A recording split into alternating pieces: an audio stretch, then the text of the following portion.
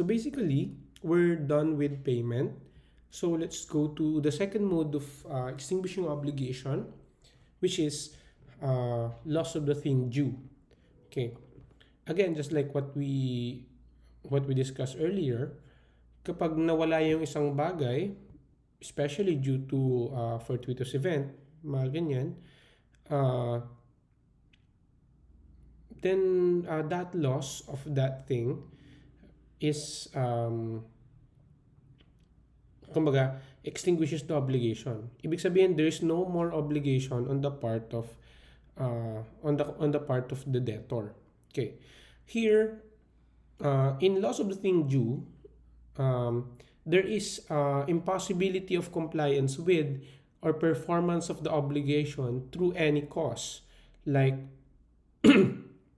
like the thing perishes, goes out of commerce, disappears, and it leads to the extinguishment of obligation. Now, perishes, for example, na namatay or na pala nun, in the case of animals, namatay siya or nawala, or I mean, na pala nun, na bulok in case of yung fungibles, mga ganyan, or goes out of commerce in the case of commercially available materials na wala na siya sa merkado. Kumbaga, soft drinks na hindi na binibenta ngayon sa market, mga ganyan, or it disappeared. Something if it disappeared due perhaps to due to fortuitous event, like nasunog, nasunog yung may parang sunog ganyan, and then nawala siya. Okay, that leads to if the thing is lost, if the thing is lost, then the obligation is extinguished. Pero hindi, again, just like what we discussed in fortuitous events, hindi lahat ng pagkakawala can lead to the extinguishment of the obligation entirely. Okay, here are the requisites. 1, the thing lost must be determinate. Again, the thing lost, kung ang nawala, this is only applicable kapag ang nawala ay a specific thing. Okay? If you're referring to a very specific thing na hindi mo na mababalik, okay, if the thing is lost because of that, ma-extinguish yung obligation. Next is, the thing was lost without the fault of the debtor. Okay. And lastly, the thing was lost before the debtor incurred delay. Okay. Nabanggit na natin yan last time, di ba? Pero again, let me reiterate, if the specific thing ay nawala because of na walang kasalanan doon yung debtor, the obligation can be extinguished. Pero what if may kasalanan si debtor?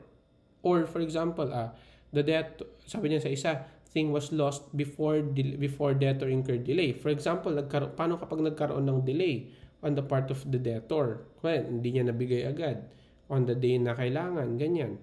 Or after demand, hindi niya nabigay yung bagay, or meron siyang fault, meron siyang negligence, for example. Okay. Is there will the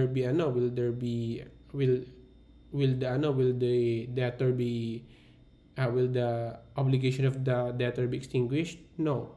Okay? Kailangan wala siyang fault, kailangan hindi pa siya in delay at the time na nawala yung bagay. And again, the thing must be determinate. For example, may nagkaroon ng fortuitous event, pero ang obligation naman ay magbigay ng pera or magbigay ng any sack of rice, mga ganun. Those things are not really determinate. So kahit pwedeng ibigay doon na bigas or pera, mga ganyan, especially. So kung natupok yung pera, doesn't matter, kailangan mo pa rin bayaran yan kasi that thing is not determinate. Unless a very specific bill, very specific money na nag-iisa lang, na yun talaga yung subject matter, kapag nawala yun, wala nang obligation. But if it's generic money, kumbaga pera lang, in general, to a certain amount, mga ganun, yun, indeterminate yun. And kahit mawala yun, you are still obligated to give or obligated to pay your debt. So there are two types of impossibility. Meron tayong tinatawag na legal impossibility at physical impossibility. Now, yung physical impossibility, that is self-explanatory, ano? Nasabi na natin yan last time. Kung nasabi natin kanina yan, kapag nabulok yung bagay or namatay, mga ganyan, or nawala talaga, or yun yung mga physical impossibility. Ibig sabihin, physically wala na yung bagay. Physically nawala yung bagay. So it is impossible really to give you that kasi wala nga eh. Wala na siya. It's physically gone. Meron din naman tinatawag na legal impossibility wherein hindi siya technically wala, pero it is immoral or dangerous. Kumbaga, for example, the obligation is to deliver drugs, mga ganyan. That is immoral, right? And that could be a legal impossibility wherein the obligation can be extinguished altogether. Mga ganun bagay. If it's dangerous, mga ganyan. Yun, if you have to sink doon sa pinakamalalim na portion ng ocean para makuha yon, mga ganon, it's legally impossible. Hindi siya physically impossible kasi pwede mo namang, there is a chance that you can get there, but it's legally impossible kasi it could be dangerous to the person. So because of that, the obligation can be extinguished. Okay, if it's legally impossible or physically impossible, no obligation anymore. Okay, so that is loss of the thing due. Okay. The next mode of extinguishing obligation is condemnation or remission of debt. Simple lang to. Pinatawad yung utang. Kumbaga, hindi na siningil.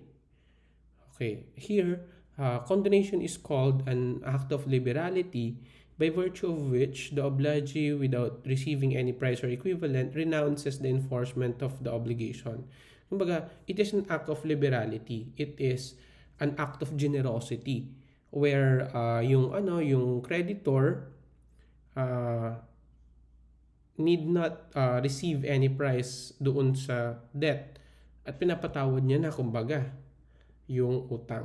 That is one way of extinguishing obligation. Siyempre, kapag pinatawad ka na, wala ka na obligation, tama? Except, unlike payment, sa payment kasi may binibigay ka pa, dito sa condemnation, wala. Okay. What are the requisites for valid condemnation? First, it must be gratuitous. Dapat, kailangan act of generosity nga. Kailangan act of gratuity. Kumbaga parang libre, walang kapalit. Okay? Also, it must be accepted by the obligor, or in this case, the debtor. Kung sino yung debtor, okay, ganito yun kapag hindi ka na siningil, kailangan merong acceptance. Okay? You need to accept yung pagpapatawad niya ng utang mo. Of course, if you are ikaw yung nakautang tapos papatawarin na yung utang mo, alam ka namang di mo i-accept, di ba? But still, that is accepted. That needs to be accepted. Kasi meron din mga tao naman na hindi rin naman talaga nila tinatanggap yung mga ganyan, mga condonation, yung remission ng debt.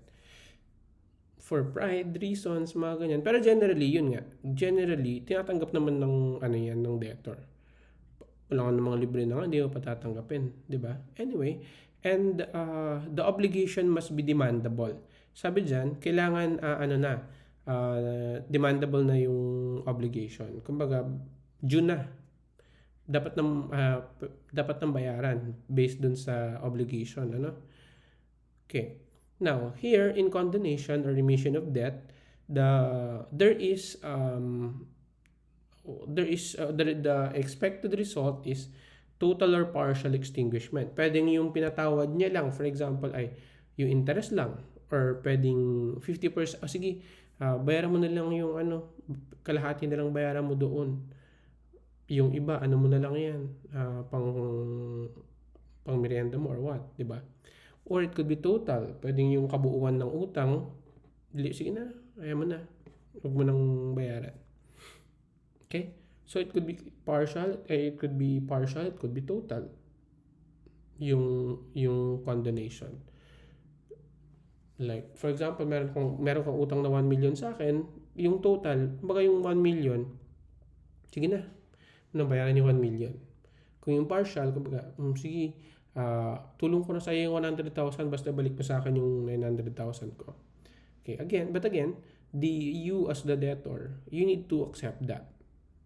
Kasi para siyang, this is correlated doon sa idea ng donation also in civil code where uh, the donation must be accepted by the donee.